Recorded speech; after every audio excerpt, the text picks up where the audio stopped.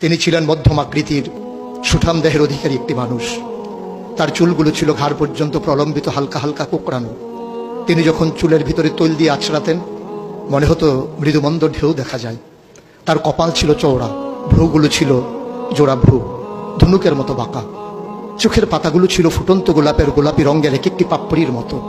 তিনি কখনো বা যখন চোখের পলক ফেলতেন মনে হতো মৃদুমন্দ বাতাসে গোলাপ পাপড়ি যেন দোল খাচ্ছে। তার চোখের সাদা অংশ ছিল রক্তিমাভ সাদা, কালো অংশ ছিল কৃষ্ণ কালো। তার নাকটা ছিল খাড়া, নাকের ছিদ্রগুলো ছিল ছোট ছোট। নাকের নিচে ছিল সরু চিকন গোফ, গোপের নিচেই সেই গোলাপি রঙের ঠোঁট। তার ঠোঁটগুলো যখন কখনো বা মুচকে হাসত, গোটা পৃথিবীর মানুষ অবাক বিস্ময়ে দেখত গোটা পৃথিবীতে যেন বিজলি চমকিয়েছে। তিনি কখনো বা যখন এই রাস্তা দিয়ে হেঁটে যেতেন, 1 মাস পরেও কখনো যখন সাহাবা হাঁটতেন, তার গায়ের জান্নাতি গন্ধ তারা পেতেন।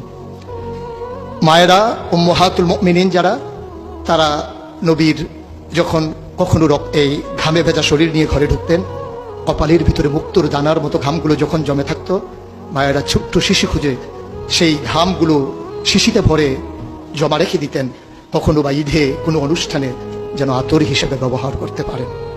এই সুরত ধারণ করা কোনো মানুষের সাধ্যর বাইরে।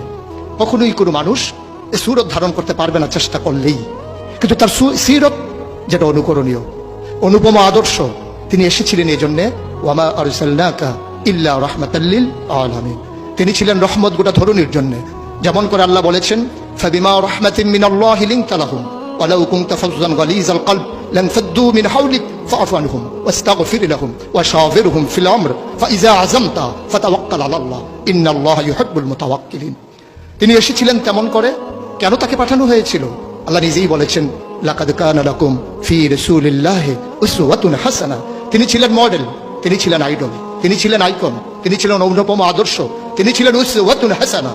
তিনি গোটা মানব জাতির জন্য সকাল থেকে সন্ধ্যা, রান্নাঘর থেকে সংসদ ভবন, তার জীবনের ব্যক্তি জীবন, পারিবারিক জীবন, সমাজ জীবন, রাষ্ট্রীয় জীবন, অর্থনৈতিক জীবন, ইন্টারন্যাশনাল রিলেশন, সকল ক্ষেত্রে তিনি ছিলেন আদর্শ, তিনি ছিলেন মডেল, তিনি ছিলেন আইকন।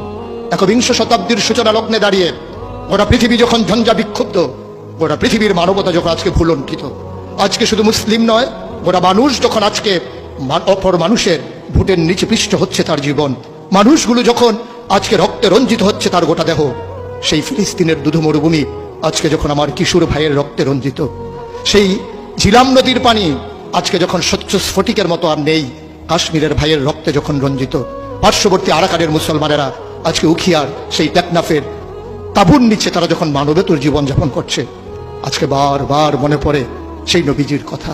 তিনি যদি আজকে আসতেন কোনো একটা ভূখণ্ডে, আমরা যদি দৌড়ে দৌড়ে তার কাছে যেতে পারতাম, গোটা মানবতা যদি বলতে পারতাম মুক্তি চাই, স্বাধীনতা চাই, ভোটের নিচ থেকে জীবন চাই, তিনি হয়তো আঁকড়ে ধরে বলতেন এখানেই শান্তি, চলে এসো উদখুলু ফিস সিলমি কাফা, তাহলেই তোমাদের জন্য প্রশান্তি, তাহলেই তোমাদের জন্য মৃত্যুর স্বাভাবিক মৃত্যুর গ্যারান্টি। কখনোই আর ঝঞ্ঝা বিক্ষুব্ধ পৃথিবীতে তোমাদেরকে বুক পেতে দিতে হবে না বুলেটের সামনে।